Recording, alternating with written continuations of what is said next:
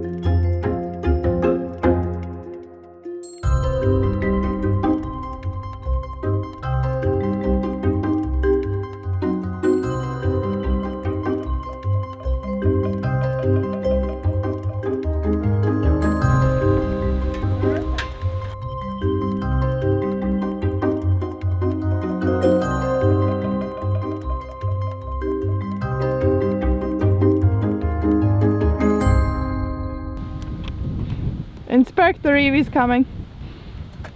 Don't walk on my funnels. I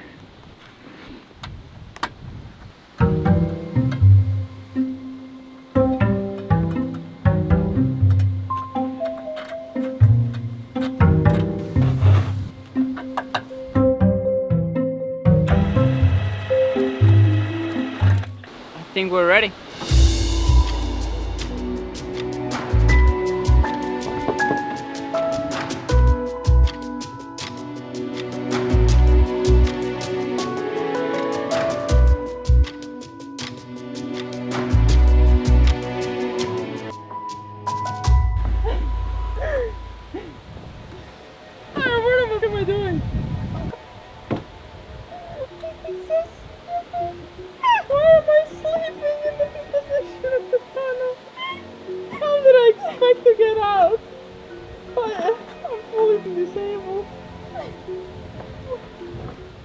Hulk smash.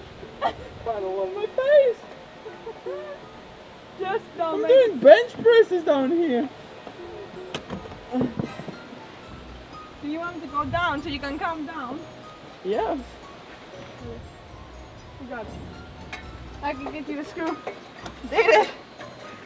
Oh yeah, that was so easy. It was no problem at all. I didn't stress out there. And we got it into position. Click. Perfect. Again, I'm gonna sleep under it. Okay.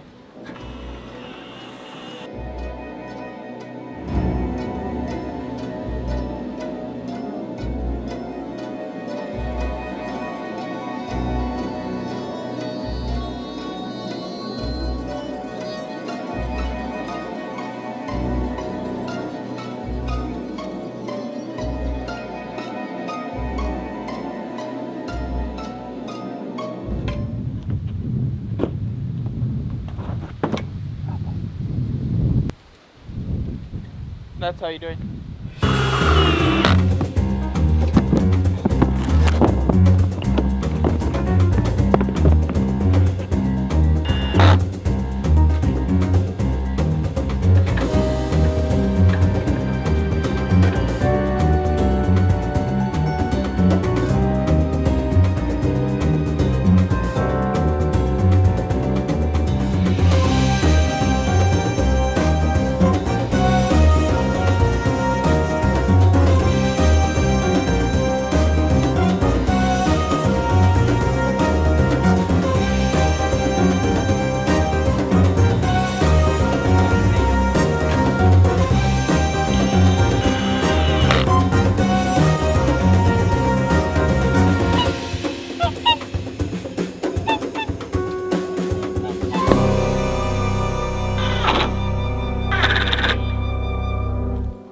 Perfect.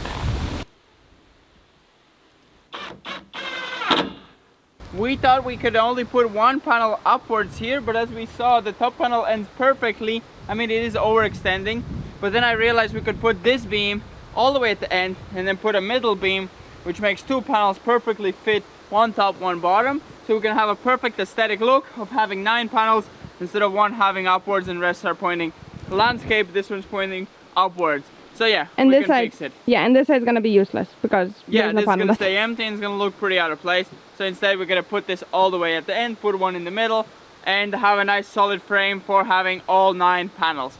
Instead of just having 8 and one spot missing, which is gonna look just out of place.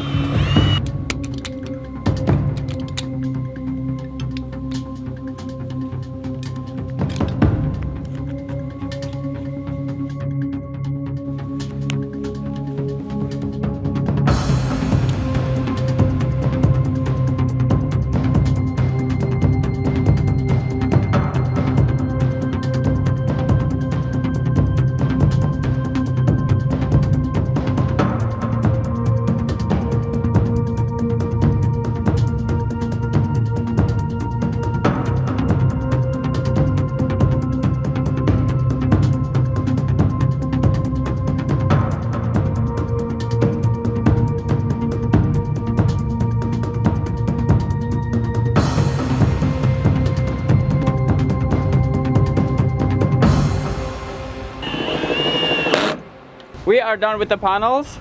It's not the most beautiful or most aesthetically perfect, but it's gonna work perfectly, and they're really tight, really solid. They have a base on the bottom, so no pressure can like push them down.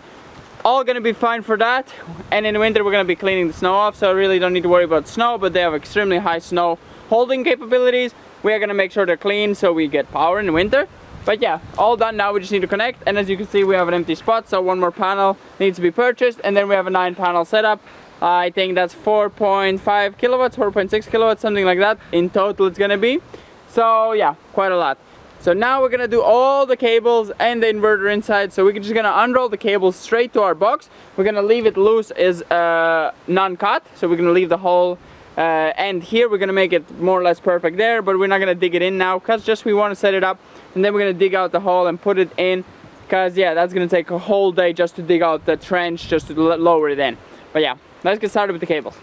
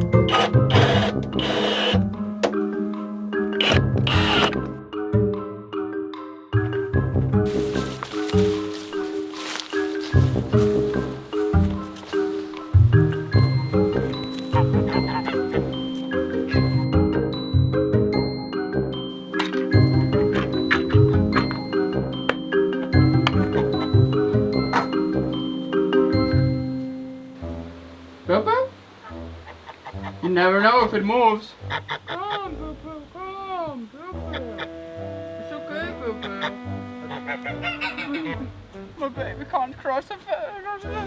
Oh, jeez, so scary. Look how happy it is. Yeah.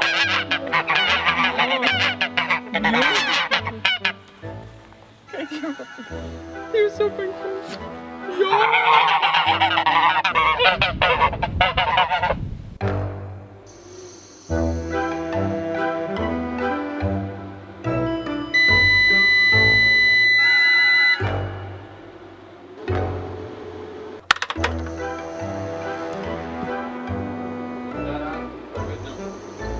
Pretty much as much as we make, we use.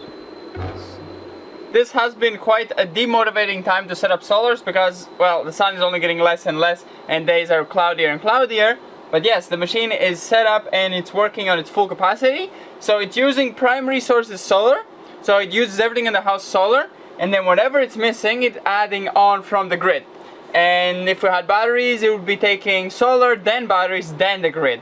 But we don't have the batteries. We will be adding those later on, since those are going to be really useful for nights, because right now in the nights we are using the grid only. But right now we're producing as much as we're using. We have 2 oil radiators running at 4 kilowatts, and we're producing that much. So that's pretty good, and yeah, it is pretty amazing to be running from sun, running our heat in theory, and everything else we need. We have computers, TV, everything runs from the sun during the day if there is sun. If it's cloudy, it's still enough to run fridges and freezers and things that run in the background constantly. Those things will be running no problem even with a cloudy day. So it still produces quite a lot in the clouds, but in a sunshine day it produces enough to run wood chippers and saws outside to do other jobs and all of that from sun. Because right now we're nearly paying €1 a kilowatt, so every kilowatt is quite useful. We are on dynamic, so we're paying by the price of electricity as it's changing, not by a contract, which was cheaper when it came out, but now with this crisis is really bad and we can't just get a contract because they'll be really high as well. So we're a bit of a, stuck with that, so we have to deal with our dynamic changing payment. But yeah, it adds up quite a lot. We're pretty much paying as much kilowatts we use, we pay as much in euros, which is really not effective. So in America, usual household uses 1,000 kilowatts, that would be $1,000 bill. We used only 200, so it's €200 bill. A bit more we used, of course, it's not quite 1-to-1, but yeah, it's nearly. And since we got the solars, we've been running really low. We had some days we're running nearly on zeros all day, and then only the nighttime is when we're using. So probably would be already on double the amount of kilowatts we have used than we are with the solars. So really saving us right now is these solars, and they were not that expensive. It was pretty cheap to set this up because we're not making it tied with the grid, so we don't need it to be going back to the grid. It's only coming just to us and not affecting the grid at all. So we're only taking electricity from it. As it's beeping, it's changing the transformer, it's changing between the grid and the solars. So yeah, it's a lot of power going through it. It's not a small little machine, it is quite a powerful one. So yeah, the cloud came in front, so now it switched to the grid, and that causes it to change. Since if we had the batteries, it makes it all much more stable, and yeah. But we're gonna be adding. Now sun came back out, and it went back to the solar panels. And during the day we are not able to use as much electricity as it's giving us, so the batteries would be very useful to use it in the night, because in the day we're outside. Yeah, it's producing more than we can use. I have 2 oil radiators running, and I just turned on a fan, like the blower fan, just to increase the usage. Right now you can see it kicked up a lot more the cooling, so it cools itself down with all the fans all around it, just to keep itself cold, because it's a lot of energy just to transform the energy. But yeah, that's pretty much it with our solar video. We have this, I think, already like 2-3 weeks, and it's been working great. And yeah, if power outages happen, even in the day, we're gonna have some electricity to run water pumps and pretty much everything. But in the night, we are still kind of tied into the grid. So batteries, we're gonna solve that. We're gonna put some battery packs, either of the wall-mounted ones, probably not yet because those are very expensive and the prices have gone crazy. So probably just gonna put some basic batteries for now, and then upgrade in the future to a more bigger battery pack to be able to run maybe in this winter like 2 weeks of battery just from charging in 1 day or 2 days of charging. We can run 2 weeks of usage. So yeah, we're gonna solve all the problems, I think, more or less with energy for now. And also our heating we need to solve, which is going to solve a lot because we don't need the oil radiators then if we have centralized heating. But yeah, hope you enjoyed this video and we're going to see you in the next one. Bye bye. And there's also options for it glowing different ways.